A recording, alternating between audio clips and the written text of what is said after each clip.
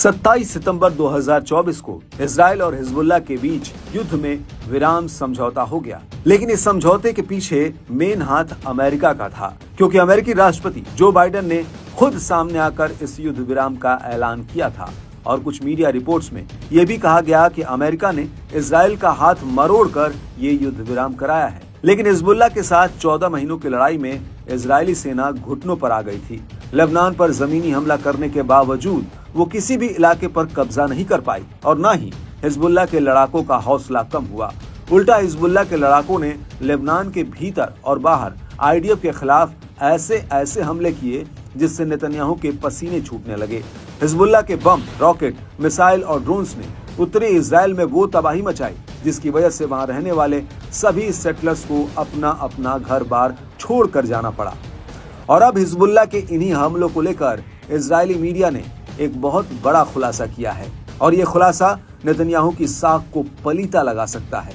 दरअसल Israeli media का कहना है कि हिजबुल्लाह के हमलों में उत्तरी इजराइल के मेतुल्ला सेटलमेंट में 60% बिल्डिंगें तबाह हो चुकी हैं।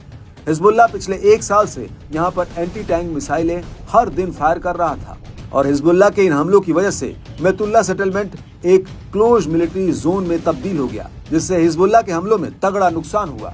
इसको लेकर लेबनान की न्यूज एजेंसी अल मयादीन का कहना है कि मेतुल्ला की बस्ती में 450 से ज्यादा घरों के ढांचे को कम से कम 60% नुकसान हुआ है।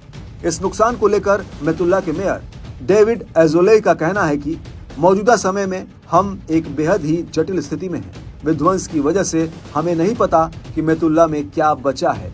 मेतुल्ला के मेयर के मुताबिक यहाँ पर कम से कम 100 घरों में से 75% ऐसे मकान हैं जो प्रभावित हुए हैं और इनमें से अधिकतर घरों की मरम्मत के लिए उन्हें पहले गिराना पड़ेगा। मेतुल्ला का मेयर का कहना है कि उत्तरी इजराइल में एक क्षतिपूर्ति के लिए 20,000 अतिरिक्त दावे दायर किए गए हैं। पूरे उत्तरी इजराइल में 55 करोड़ अमेरिकी डॉलर से ज्यादा का सीधा नुकसान हुआ है।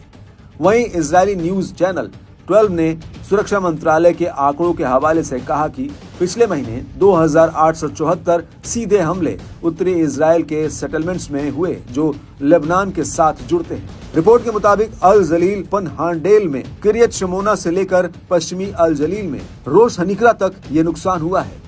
उत्तरी इजराइल की प्रॉपर्टी टैक्स अथॉरिटी के मुताबिक उत्तरी इजराइल में हिजबुल्लाह के हमलों से 9,000 इमारतें और 7,000 से ज्यादा वाहन नष्ट हो गए। लेकिन बड़ी बात यह है कि इन आंकड़ों में वो घटनाएं शामिल नहीं है जहां पर सेटलर्स अभी तक पहुंचे नहीं हैं। वहीं इजराइल के चैनल 12 का कहना है कि प्रभावित इलाकों में जहां जहां सेटलर्स वापस अपने घरों में लौट रहे हैं वहां पर वो अधिकारियों के सामने अपना गुस्सा निकाल रहे हैं। सेटलर्स का आरोप है कि सरकार के पास उनकी सुरक्षा, घर वापसी और नुकसान की भरपाई के लिए कोई संगठित योजना नहीं है।